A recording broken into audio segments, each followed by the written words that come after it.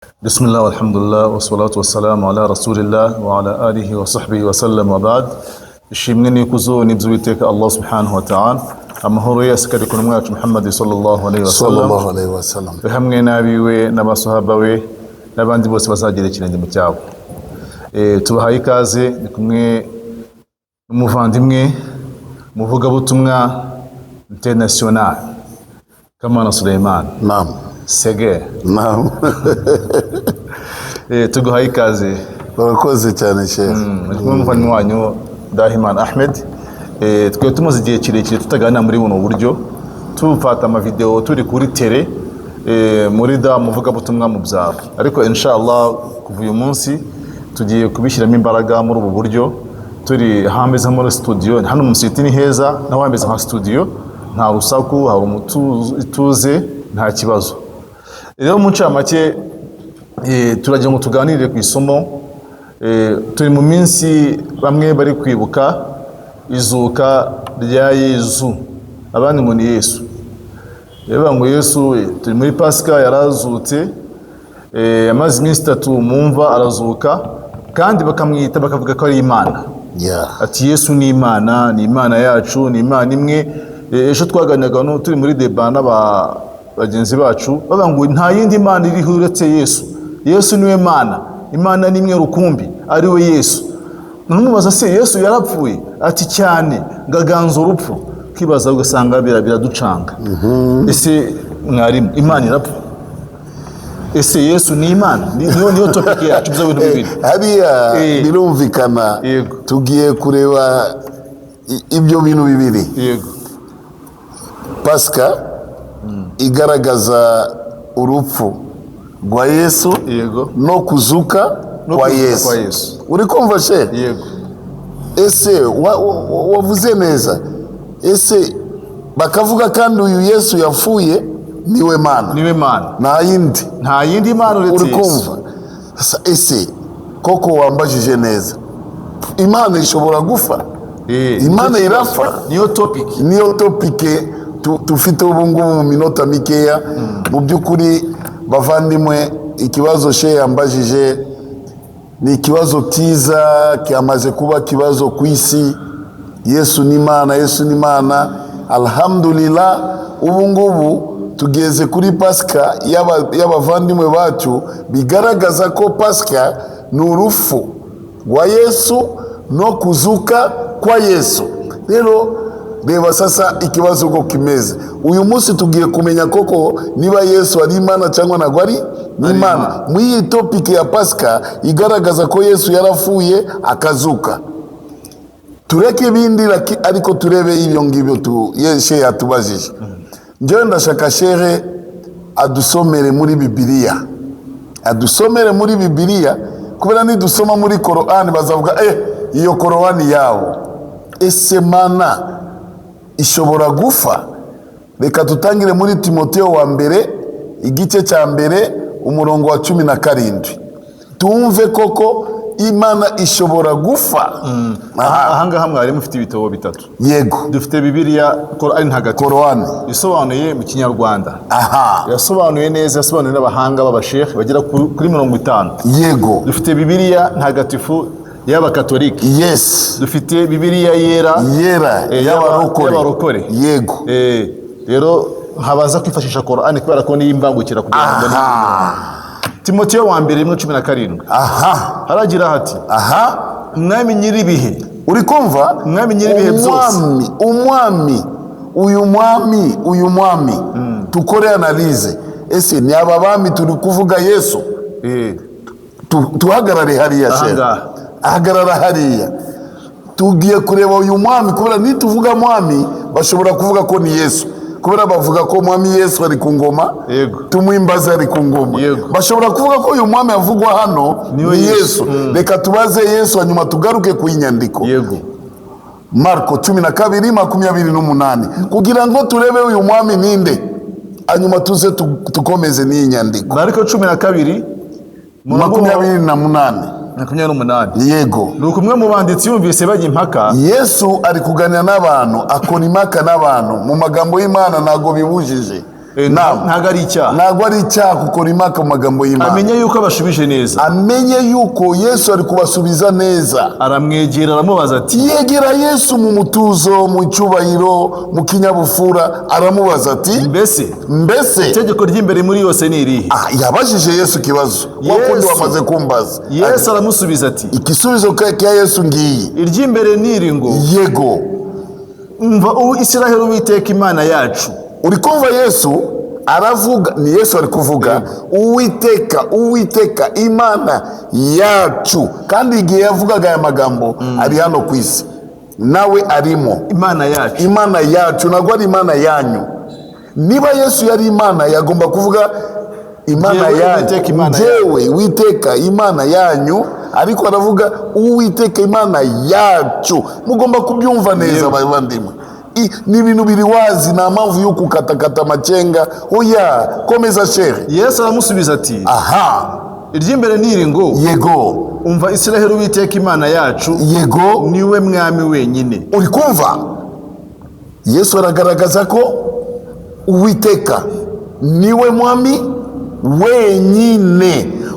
Iyi nyandiko wenyine, nta wa kabiri, inike, selma, only, mucyara ngo ni fakat. Mashallah. Urumva shehe, kugira ngo Timotheo wa mbere 1:17 igaragare neza ko uwo mwami twavuze hariya mu Timotheo ntabwo ari Yesu, n'uwo Yesu yavuze. Tusubire muri Timotheo sasa kugira ngo confusion itinjira. 1:17 umwami nyiri ibihe byose twamaze kumumenya niwe Allah. Ni Imana, ntabwo ari Yesu. Udapfa mbesoma kandi utaboneka, tulia, ariwe Mana imwe yonyine ihimbazwe kandi icyubahiro kibi cyayo iteka ryose. Amen. Uri kumva shehe? Ndumva cyane. Uyu murongo aryoshye cyane. Turashaka kukasubiramo. Kasubiremo. Timotheo wa mbere 1:17 nashaka mwumve nyandiko, ntabwo ari ibintu byo kukatakata. Kasubiremo. Timotheo wa mbere 1:17 yego, umwami nyiri ibihe byose, udapfa kandi utaboneka, ariwe Mana imwe yonyine, yego, ihimbazwe kandi icyubahiro kibi cyayo iteka ryose. Amen. Uri kumva she? Pasaka igaragaza urupfu rwa Yesu, kuzuka kwa Yesu. Hano baratubwira Imana ntago ipfa. Ni ukuvuga uyu yafuye hano muri Pasaka ntabwo ari Imana. Icyo nicyo gisobanuro. Imana ntabwo ishobora gufa, ntibibaho, ntabwo iboneka. Mwari ikindi nakubwira, urupfu ni ikiremwa cyaremwe n'Imana. Ni intege nkeya. Urupfu ni ikiremwa cyaremwe nande, cyaremwe n'Imana. Ntabwo cyahangara Allah, ntabwo cyahangara Imana, kuko nacyo ni ikiremwa cy'Imana. Rero niba mwemera ko Yesu ari Imana, mukibagirwa mukemera ko yapfuye, harimo kugongana muvandimwe. Tayari iragonga. Mwaduha ibisobanuro byimbitse uburyo Imana ipfa. Hano hari de condition chef. Yego, gufa Yesu biramukubita hasi. Cya kabiri, uwo Mana bavuze hano ntabwo aboneka, ntabwo ibonwa n'amaso y'abantu, ntabwo iboneka amaso y'abantu, ntabwo iboneka shehe. Ni ukuvuga uyu Yesu urupfu bari kumuvuga hano muri Pasika, kwanza baramufashe bakamukubita bakamubamba ku musaraba, ni ukuvuga yarabonetse. Kandi Imana ntabwo iboneka. Ushobora gufata ikintu kitaboneka wikubite? Ntabwo bibaho, ntibishoboka shehe. Ni ukuvuga Yesu niba baramufashe bakamukubita yarabonetse, kandi Imana ntabwo iboneka. Icyo turashaka igisubizo cyacyo. Baduhe ibisubizo cyacyo. Bakavuga bati Yesu ni Imana, ngo yaje mu buryo bw'umubiri, yambaye umubiri. Amaze kugera ku isi, abantu baramufata ibiremwa yiremeye, biramukubita biramwica. Kweli koko kuvandimwe, urumva ibyo bintu bishoboka? Bavandimwe, tushire mu iyo Timotheo, soma 6:16. Muri Timotheo twasomye Timotheo wa mbere 1:17. Ubu ngubu tugiye kuri Timotheo wa mbere, iyo Timotheo 6 16. Timoteyo wa mbere 6:16. Yego. Aravuga hati Aha. niyo yonyine ifite kudapfa. Uri kumva shehe? Yego. Niyo yonyine, ntabwo ari babiri. Yego. Iniki itafite inenge y'urupfu. Imana niyo yonyine ifite kudapfa. Abatari Imana bose barapfa. Twese Ibitari Imana byose bizapfa. Twese turi muri liste y'urupfu shehe. Yego. Twese Uretse umwe ariwe Allah. Ntapfa. Imana nyagasani ntabwo ipfa. Hano muravuga ko yarapfuye, nimukahindure. Hano mwavuze ko yarapfuye, niyo Pasaka, kuva arapfuye Pasika ku rufu rwa Yesu n'ukuzuka kwa Yesu. Na sasa turakompara n'Imana. Imana ntabwo ipfa, muravuga yarapfuye tayari, muri kumubeshera. Imana bakemera ko yapfuye tayari, ntabwo ari Imana. Iyo kondisiyo ya mbere y'ubumana, iyo kondisiyo ya mbere y'ubumana Yesu yamaze kuyitakaza kubera ko mwemera ko yapfuye tayari. Cya kabiri kuboneka, iba mu mucyo utegerwa. Uri kumva? Niyo kuboneka. Baramwegereye abantu, baramwegereye Yesu yabavatu, kandi Imana nago yaranavuze ati mureke abana bansange. Vala. Baramwegereye Yesu, abana baramwegereye. Niba baramwegereye Yesu ntakiri Imana, kondisiyo iramukubita hasi, ntabwo ari Imana. Ikindi, yego, iba nta muntu wigeze kuyireba. Uri kumva? Kandi ntawe wabasha kuyireba. Hari ibintu bibiri shehe. Nta muntu wigeze, ibe muri passé, ibe muri présent na futur, nta muntu wigeze kuyireba. Komeza. Kandi ntawe wabasha kuyireba. Aha, nta bushobozi dufite yo kuyireba. Kandi Yesu baramureba. Niba utabasha kureba izuba Imana yaremye, urirebye amaso yahita ahuma. Nigute wareba umuriro waremye izuba? Koko. Ariko ku munsi w'imperuka Imana izahemba abemera Imana kuyireba. Icyo gihembo kiruta ibindi mu ijuru. Imana izahemba abayiyobotse, abayemeye, abayisenze ari imwe rukumbi, abayibangikanye. Ariko menye ko iyo nyigisho ni mu Kisilamu kihari, mu Bukristo iyo nyigisho ntago ihari. Ubimenye muvandimwe, iyo urabakopesha ako nagashyashya nagasha bawonyeshe. Aravuga ati yego, icyubahiro n'ubutware budashira, yego, ibi byayiteka. Amen. Amena. Kwa kundi twasomye muri Timoteyo wa mbere 1:17. Urumva iyi kondisiyo Imana ifite, Yesu nayo afite. Hayo niyo mpamvu iyi Pasika iragaragaza ko Yesu ntabwo ari Imana. Iyi Pasika iragaragaza ko Yesu ntabwo ari Imana, mu kwemera kw'abavandimwe. Ibyo kabisa mubimenye. Yesu ntabwo ari Imana, ntabwo ashobora no gutekereza kuba Imana, ntabwo ashobora kuba Imana kuva mu ijuru. Mu ijuru ntabwo yari Imana, hano ku isi ntabwo yaje n'Imana. N'igihe yavuye hano ku isi yasubiye mu ijuru, ntabwo ari Imana mu ijuru. Mubimenye kugira ngo mwumve ko no mu ijuru ntabwo ari Imana. Sheya dusomere Timoteyo wa mbere nani byakoze n'intumwa 7:54. 7:54. Tumve Yesu mu ijuru, yarasubiye mu ijuru, ari Imana. Yaje yambaye umubiri, ni ukuvuga igihe yari hano ku isi yambaye umubiri, sawa, yari Yesu. Mu gusubira mu ijuru yagomba gusubira mu ntebe ye akayicara. Aravuga hati yego, byakozwe n'umwaka 7:54 ngo babyumve batyo, bazabiranya n'uburakari bamuhekenyera amenyo. Yego. Ariko Stefano yuzuye umwuka wera. Stefano yuzuye, ari umuntu ashobora kupingana n'umwuka wera? No. Iyo umuntu yuzuye umwuka wera ntabwo yabeshya. Ntabwo abeshya. Reka bimwe bya pirate. Voilà, wende ni umwuka wera ya pirate. Ari bimwe bya original. Aha. Yuzuye umwuka wera. Yego. Arararama. Areba hejuru. Atumbira mu ijuru. Yego. Abona ubwiza bw'Imana. Abona ibwiza, nukuvuga iyo ash, intebe, aho Imana intebe y'icyubahiro y'Uwiteka. Abona ubwiza bw'Imana. Yego. Na Yesu. Uri kumva? Na bavuze by'Imana bakavuga na Yesu. Yabaye ibintu bibiri, abantu babiri. Na Yesu ahagaze iburyo bw'Imana. Voilà. Aravuga ati dore mbonye ijuru rikingutse. Amenyesheje abantu bari kumwe nabo sasa, dore ijuru yakingutse. N'umwana w'umuntu. Uri kumva kakano? Umwana w'umuntu ninde? Ahagaze iburyo bw'Imana. Yesu ahagaze uburyo bw'Imana. Yesu ntabwo ari Imana.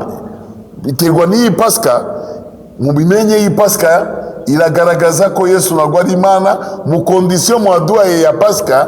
Yesu ni urufu rwa Yesu n'ukuzuka kwa Yesu. Filme turayireba n'inyigisho turayireba, mumenye ko iyo nyigisho iragaragaza ko Yesu nagwa ari Imana biterwa na Pasika yanyu. Rero mumenye ntimuzongere kuvuga ko Yesu ni Imana kubera yarafuye akazuka. Imana ntago ifa, ntago iboneka, nta muntu ushobora no kuyireba cyangwa bubasha kuyireba. Yesu nawe aya magambo kugira ngo mwumve ko Yesu ntago ari Imana biterwa n'iyi Pasika. 5:37 Yohana. Sheikh Yohana kangahe? 5. Yohana 5. Na Yesu arabihamije neza. Yohana 5 yego umurongo wa 37.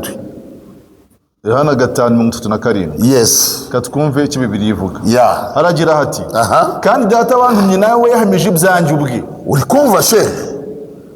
Ubu Yesu wa Pasika aravuga Imana yamutumye. Imana yamutumye. Watumwe ni intumwa. Watumwe niki? Ni intumwa y'Imana. Intumwa. Ntimwigeze kumva ijwi rye. Uri kumva icyubahiro cy'Imana cya Allah she? Na muntu yumvise ijwi ry'Imana. Habe no kubona ishusho ye. Voilà. Umuntu araza ati Imana yambwiye. Imana yambonekeye. Numvise ijwi ry'Imana. Waramubonye wewe? Urabeshya. Urumubeshi. Ntukavuge ko wabonanye n'Imana. Iryo jwi wumvishe ni irya shitani. Ntabwo ari Imana. Ntabwo ari ijwi ry'Imana. Mupingane na Yesu. Niba uvuga ko Yesu arahamya ubwe, ntawe wigeze wumva ijwi ry'Imana. Yesu bumvaga ijwi rye. Baramubajije kwa Pilato, bakamujana, bakamushyira hariya ku musaraba uko bavuga she. Bakamushyira hariya, baramubona kandi ajya mu rukiko. Abajya mu rukiko bari kumureba bakumva ijwi rye, kandi Imana ntabwo ishobora kumva ijwi rye, kandi Yesu bumvishe ijwi rye. Yesu baramubone ku ishusho, Imana ntabwo ishobora kuyireba mu ishusho. Iyi Pasika mwakoze neza kubizana, iratugaragaza ko Yesu ntabwo ari harimo.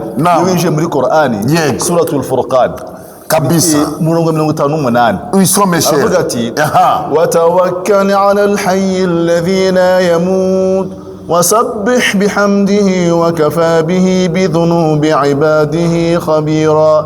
Uje uniringira Uhoraho nyir'ubuzima bwuzuye. Uri kumva? Uhoraho udapfa unamusingiza umushima, kandi arahagije kuba azi ibyimaze ibyaha by'abagaragu be. Uwo ni Allah udapfa, uwe wenyine, ibindi byose birapfa. Mwarimu, Korani iravuga Imana ntabwo ishobora gufa. Bibiliya iravuga Imana ntabwo ishobora gufa. Iki kintu si ukuri? Ni ukuri. Uyu nguyu muravuga yafuye hano muri Pasika akazuka, Imana yifeshe. Twebwe niyo topic avuga ngo Yesu yarapfuye. Ntabwo twe tubyemera. Nayo tuzaza kubiganira se. Yesu yari umuntu, Yesu yari umugaragu w'Imana, Yesu yari intumwa y'Imana. Imana yaramwohereje musezeranya yuko uvuga ati nzakurindira mu nzira zawe zose, nzakurindira no gusitara ku ibuye. Niba Imana yaramusezeranije kutasitara ku ibuye, ntabwo yamureze imisumari. Koko ntibishoboka. Ntabwo bishoboka. Rero mwarimu, topic irumvikana cyane kandi amagambo uvuze arakomeye cyane. Agaragaza ko Yesu ari intumwa y'Imana, Yesu ari umugaragu wa Allah, Yesu atari Imana. Imana ntabwo ipfa. Ntabwo igaragara mu maso y'umuntu, igaragara n'amaso y'abantu, na ishusho ye babona. Ariko uyu Yesu baramubonye. Ijwi y'Imana ntabwo ushobora kumva. Yesu ijwi ye, ariko umuntu yaragiye mu rukiko arihandagaza. Mwarimu akavuga ati ngo bishe Imana. Koko ni ndobo yishe. Yishwe nande? Imana yakuremye. Imana yakuremye wikubite. Ibiremwa byabo bifata bihondagure. Ibirema byayo bikubite ife. Bayihambe. Imana iminsi 3 mu wewe kirema cyayo usigare kwisi uri kuhekenya brochette avuga mvuye kwica Imana yanjye. Tujye mu kiriyo cy'Imana. Allahu Akbar. Imana irihangana. Ibyo abantu basebya Imana irihangana. Twebwe Imana twemera Abayisilamu, Imana dusenga ni Imana imwe rukumbi idapfa. Imana idafite umufasha.